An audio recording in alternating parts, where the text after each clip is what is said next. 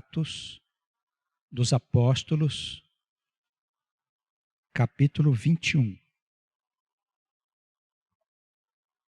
Nós estamos aqui em meio à viagem do apóstolo Paulo. Aconteceu que, separando-nos deles, navegamos e fomos correndo o caminho direito e chegamos a Cós, e no dia seguinte a Rhodes, de onde passamos a Pátara. E achando um navio que ia para a Fenícia, embarcamos nele e partimos. E indo já à vista de Chipre, deixando-o à esquerda, navegamos para a Síria e chegamos a Tiro, porque o navio havia de ser descarregado ali. E achando discípulos, ficamos ali 7 dias.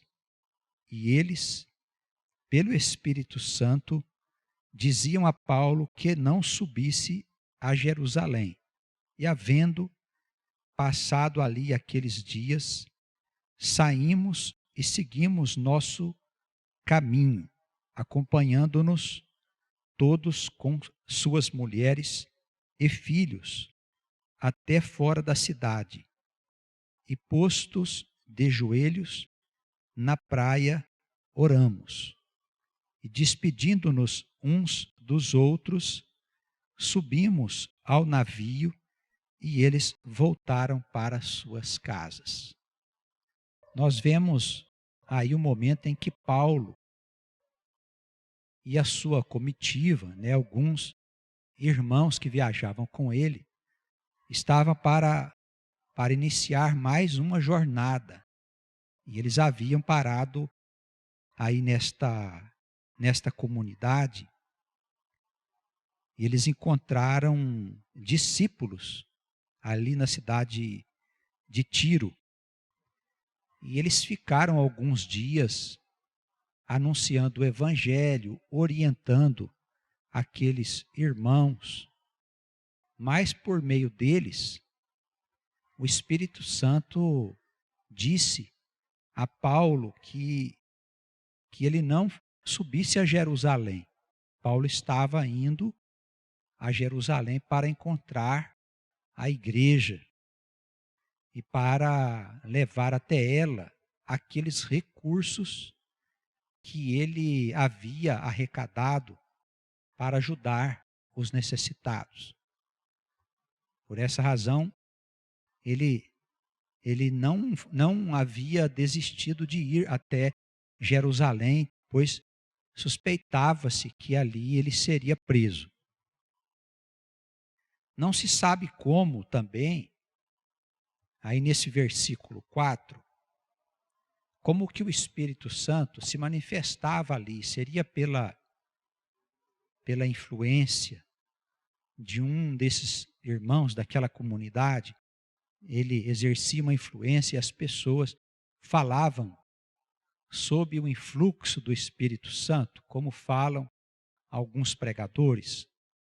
Não se sabe como, não se sabe se foi uma revelação por meio de sonhos, uma aparição, algum tipo de manifestação em que o Espírito procurou, através daqueles irmãos daquela cidade, daqueles discípulos, alertar Paulo sobre a viagem difícil que ele faria a Jerusalém. E nós vemos que quando eles foram saindo da cidade, aquelas famílias, as mulheres, os homens, os meninos, acompanharam a comitiva de Paulo até a cercania da cidade, até os limites da cidade, aonde eles oraram juntos para pedir a Deus que pudesse ajudá-los na viagem e a manter a igreja viva. Nós vemos também aí no verso 5, eu acho que é o que destaca mais aqui nessa introdução que eles se colocaram de joelhos na praia para orar. E algumas pessoas discutem de que maneira nós devemos orar, porque havia alguns judeus que oravam de pé, outros oravam de joelhos. E há até aqueles que oram sentados. Mas Jesus não especificou na sua instrução sobre a oração, ele não especificou qual é a posição que nós deveríamos orar. Se de pé, se de joelho, se sentados. Como Jesus não especificou, isso significa que não deve ter muita importância a posição em que nos colocamos para orar. Num determinado momento de espírito, pode ser que nós tenhamos vontade de ficar de joelhos para orar, devido ao nosso estado espiritual. Nós podemos estar precisando muito do apoio do Senhor, e a atitude de joelhos, ela é uma atitude de submissão. Ela mostra que nós estamos, naquele momento, rendidos ao Senhor. E na história da igreja católica, há situações em que os monges oravam de rosto no chão, se deitavam e ficavam de bruço e ficavam com o rosto no chão, diante das autoridades eclesiásticas. Também este era um sinal de submissão. Que nós entendamos que não tem uma importância absoluta, desde que a nossa oração esteja sendo feita respeitosamente e com o nosso coração, essa oração será ouvida. Nós desaconselhamos a pessoa orar deitada, porque a oração ela leva a um estado de relaxamento do corpo. E se você estiver cansado, você pode vir a dormir no meio da oração. Então, que nós evitemos a oração deitados.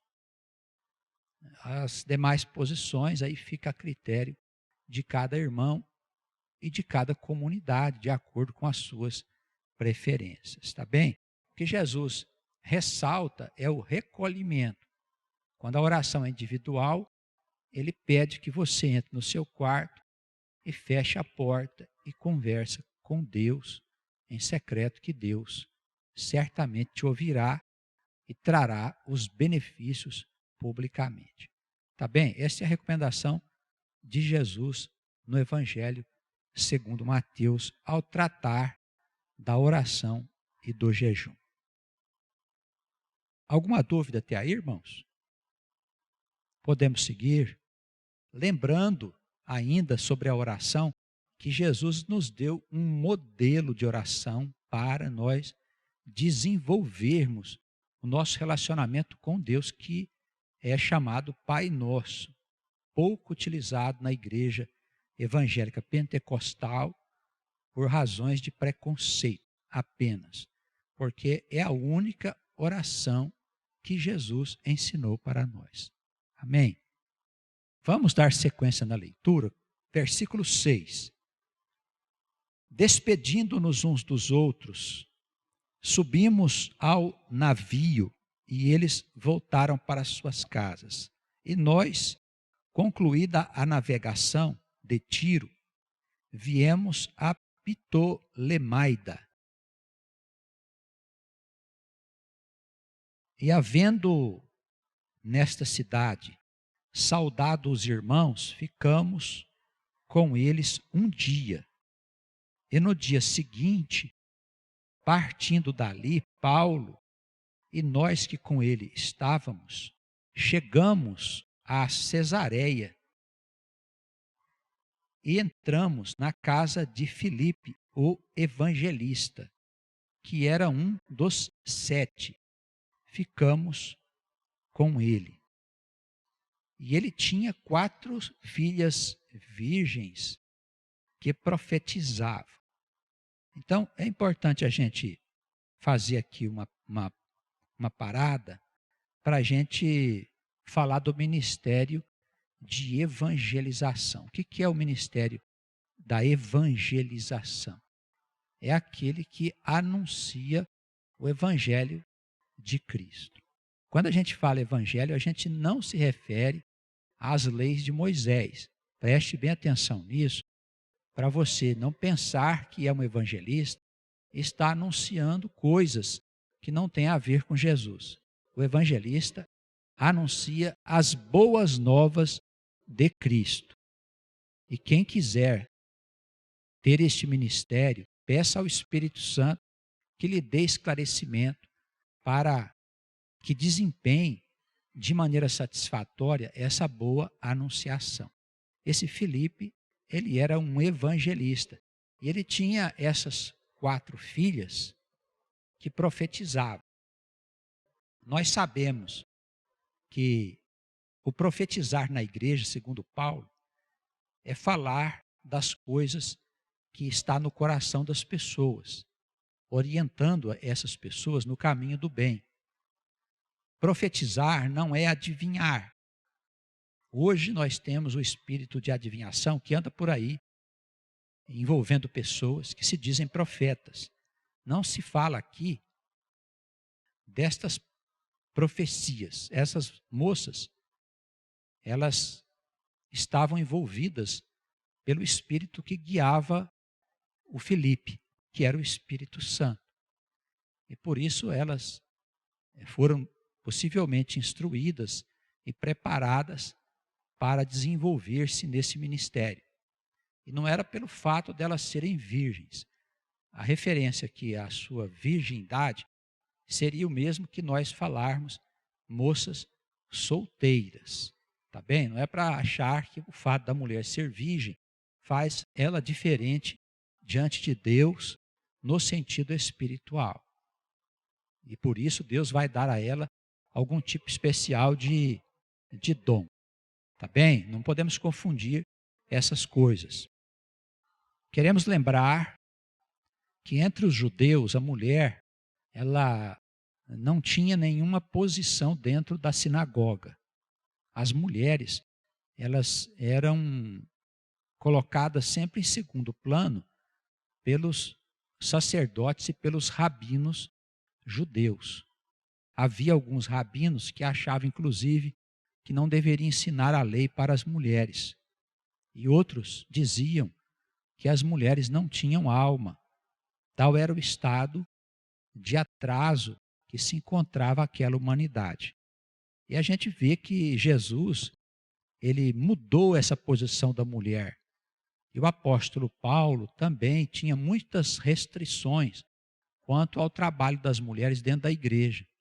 Isso porque na igreja de Corinto havia muitos abusos.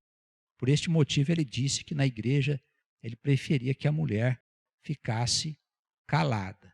E a gente vê que com o passar do tempo as mulheres acabaram conquistando um espaço dentro da igreja. E as mulheres, elas podem e devem exercer o seu ministério sabendo que isso não faz delas alguém que esteja acima dos homens. É o mesmo que acontece dentro de casa, no relacionamento conjugal. A mulher deve entender que o seu marido é a cabeça da casa e que ela lhe deve sujeição. Não quer dizer também que deva obedecer cegamente o seu marido em todas as coisas que ele manda. Nós estamos falando aqui de casais que são cristãos. Não estamos falando de pessoas do mundo. Tá bem? A mulher não deve se esquecer nunca que ela deve sujeição ao seu marido, embora ela possa fazer as coisas, ter liberdade de pensar, de ir, de vir, de trabalhar, mas ela não deve inverter a ordem. Existem situações em que o marido deixa de ser marido para a mulher ocupar o lugar dele. As consequências são danosas, a experiência tem mostrado.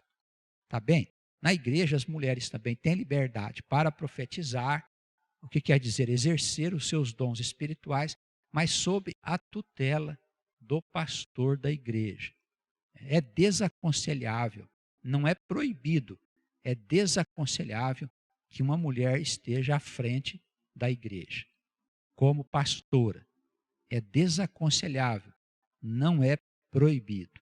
Tá bem? Há situações que são exceção e que as pastoras exercem um bom ministério. Mas são exceções. Como regra geral, a mulher não deve ocupar o lugar do pastor da igreja. Esse lugar, pela ordem da Escritura, pertence ao homem. Aí, quem não concordar, deve reclamar com o Criador depois que estiver do outro lado. Tá bem? O homem foi criado primeiro que a mulher foi criada do homem. Essa é a ordem que foi estabelecida por Deus. Versículo 10. Demorando-nos ali por muitos dias, chegou da Judéia um profeta chamado Ágabo. E vindo ter conosco, tomou a cinta de Paulo e ligando-se os seus próprios pés e mãos, disse: Isto diz o Espírito Santo, assim ligarão os judeus em Jerusalém o homem de quem é esta cinta, e o entregarão nas mãos dos gentios. Então, veja só que interessante. Esse profeta, ele não tinha tido nenhum contato com aqueles outros irmãos lá de Tiro. E lá pelo Espírito Santo, os irmãos haviam dito que Paulo não deveria ir a Jerusalém. Chegando esse profeta aqui na casa de Filipe, ele também profetiza a mesma coisa. Ele pega a cinta de Paulo, amarra as suas mãos e os seus pés e diz que o dono daquela cinta ia ser preso lá em Jerusalém. Isso é uma confirmação do Espírito Santo. Nós devemos estar atentos a essas instruções que o Espírito Santo passa, nem sempre por meio de uma mesma pessoa, às vezes até por intermédio de pessoas que nem se conhecem, de outros irmãos, de comunidades que são irmãs, falando a mesma coisa. Nós precisamos estar atentos, porque o Espírito Santo pode querer nos instruir nesse sentido. Isso chama-se confirmação. Então, Deus confirma a sua instrução através de muitos profetas. Tá bem? Ouvindo nós isto, versículo 12, rogamo-lhe, tanto nós como os que eram daquele lugar, que não fosse a Jerusalém. Mas Paulo respondeu: Que fazeis vós chorando e magoando-me o coração? Porque eu estou pronto, não só para ser preso, mas ainda para morrer em Jerusalém pelo nome do Senhor Jesus. Então Paulo ficou aborrecido com aquilo, disse: olha, eu preciso ir lá. Eu estou pronto para ser preso, para morrer, inclusive, pelo nome do Senhor. A gente vê que havia um estado de amadurecimento espiritual no apóstolo, que se preparava para novos períodos da sua vida.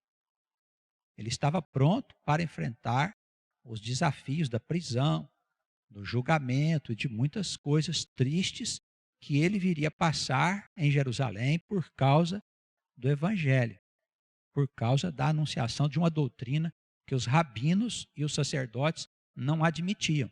Eles diziam que era uma coisa do diabo. Tá bem?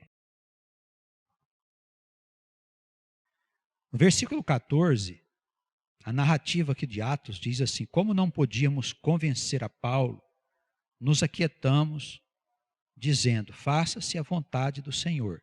E depois daqueles dias, havendo feito os nossos preparativos, subimos a Jerusalém, e foram também conosco alguns discípulos de Cesareia, levando consigo um certo Minason, Cíprio, discípulo antigo, com quem havíamos de nos hospedar. E logo que chegamos a Jerusalém, os irmãos nos receberam de muito boa vontade E no dia seguinte, Paulo entrou conosco em casa de Tiago, e todos os anciãos vieram ali. E havendo-os saudado, contou-lhes por miúdo o que por seu ministério Deus fizera entre os gentios. E ouvindo eles, glorificaram ao Senhor e disseram-lhe: Bem vês, irmão, quantos milhares de judeus há que creem, e todos são zeladores da lei. E já acerca de ti foram informados de que ensinas todos os judeus que estão entre os gentios a apartarem-se de Moisés, dizendo que não devem circuncidar seus filhos, nem andar segundo o costume da lei. Então, o Tiago aqui está fazendo uma colocação para Paulo, dizendo que ele estava sendo acusado de subverter a ordem da lei perante os judeus que viviam no meio dos gentios. Ora, mas a doutrina de Paulo contrariava justamente a lei de Moisés, né, as leis sacerdotais e a justificação pelas obras. A justificação, segundo Paulo, acontecia apenas por meio da fé e não por meio de qualquer coisa que você pudesse fazer para Deus. E então Tiago está colocando aqui para Paulo que havia essa conversa no meio dos judeus. Que faremos, pois, ele disse no versículo 22, em todo caso é necessário que a multidão se ajunte, porque terão ouvido que já és vindo. Faze, pois, isso que te dizemos. Temos 4 homens que fizeram voto. Toma estes contigo e santifica-te com eles, e faze por eles os gastos, para que rapem a cabeça. E todos ficarão sabendo que nada há daquilo de que foram informados acerca de ti, mas que tu também anda segundo a lei. Então, o que o Tiago está pedindo ali para ele, o Tiago foi um dos que acabaram trazendo problemas para as igrejas, porque ele tinha um apego muito grande à lei de Moisés. Ele era um homem do templo. Esse Tiago era irmão de Jesus. E o apóstolo Paulo teve muito atrito com os ensinamentos do grupo ligado a Tiago, os chamados judaizantes.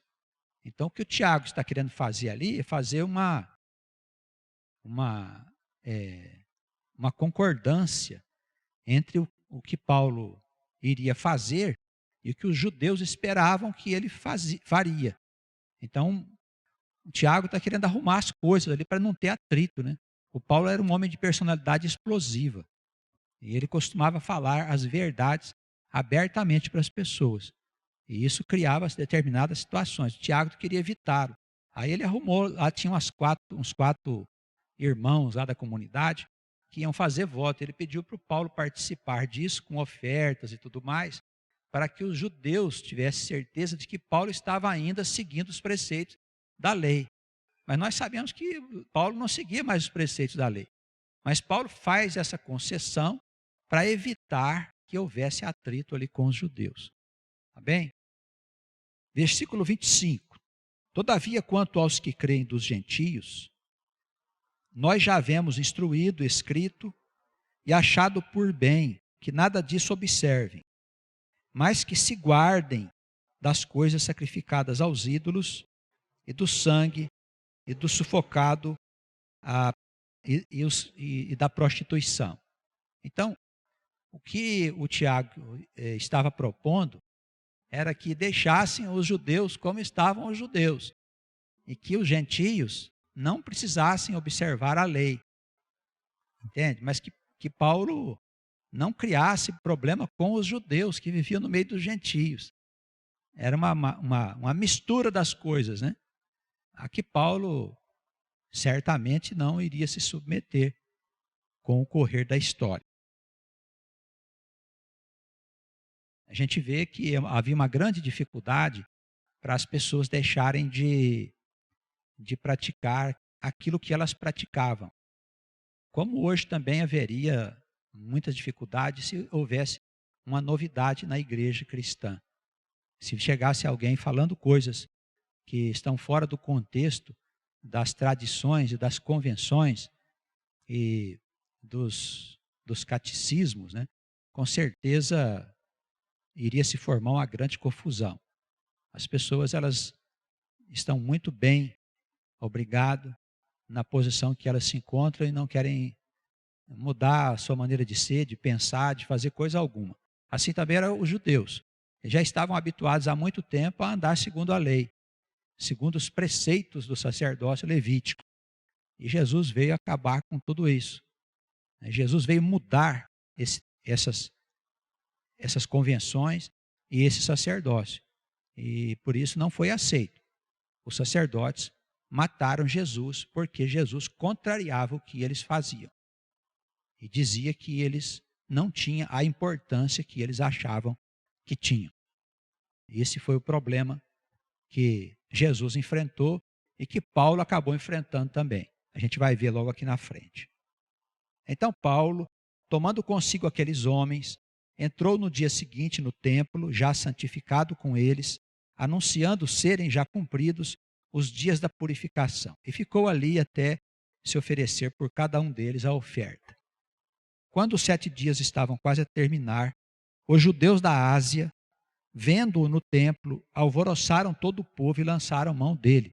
Prenderam Paulo, clamando da seguinte maneira: homens israelitas, acudi, este é o homem que por toda parte ensina a todos contra o povo e contra a lei e contra este lugar. E além disso, introduziu no templo os gregos e profanou esse santo lugar. Porque tinha visto com ele na cidade a pessoa de Trófimo, da cidade de Éfeso, o qual pensavam que Paulo introduzira no templo. E alvoroçou-se toda a cidade, e houve grande concurso de povo. Pegando Paulo, o arrastaram para fora do templo, e logo as portas se fecharam. E procurando eles matá-lo, chegou ao tribuno da corte o aviso de que Jerusalém estava uma grande confusão, o qual, tomando consigo uma legião de soldados e centuriões, correu para eles, e quando viram o tribuno e os soldados, cessaram de ferir a Paulo. Então, aproximando-se o tribuno, o prendeu e o mandou atar com 2 cadeias. Ele perguntou quem era e o que tinha feito. E na multidão uns clamavam de uma maneira, outros clamavam de outra. Mas como nada podia se saber ao certo, por causa da confusão, mandou conduzir Paulo para a fortaleza. E sucedeu que, chegando às escadas, os soldados tiveram de lhe pegar por causa da violência da multidão, porque a multidão do povo clamava: mata-o. E quando iam a introduzir Paulo na fortaleza, disse Paulo ao tribuno: é-me permitido dizer-te alguma coisa? E ele disse: sabes o grego? Que Paulo falou com ele em grego. Não é o tribuno que perguntou se ele sabia, não. Paulo falou com ele em grego. Falou: você sabe o grego? Aí Paulo disse: não és tu. Ele perguntou para ele: não és tu porventura aquele egípcio que antes desses dias fez uma sedição, um levante, e levou ao deserto 4.000 salteadores? Mas Paulo lhe disse: na verdade, eu sou um homem judeu, cidadão de Tarso, cidade não pouco célebre da Cilícia. Rogo-te, porém, que me permitas falar ao povo. E havendo-lhe permitido, Paulo pôs-se em pé nas escadas, fez sinal com a mão ao povo e, feito grande silêncio, falou-lhes em língua hebraica, dizendo. E aí começa o discurso dele, que está no capítulo 22, que nós veremos na próxima assembleia. Alguma dúvida, alguma pergunta, algum acréscimo? Podemos concluir? O Senhor nos abençoe.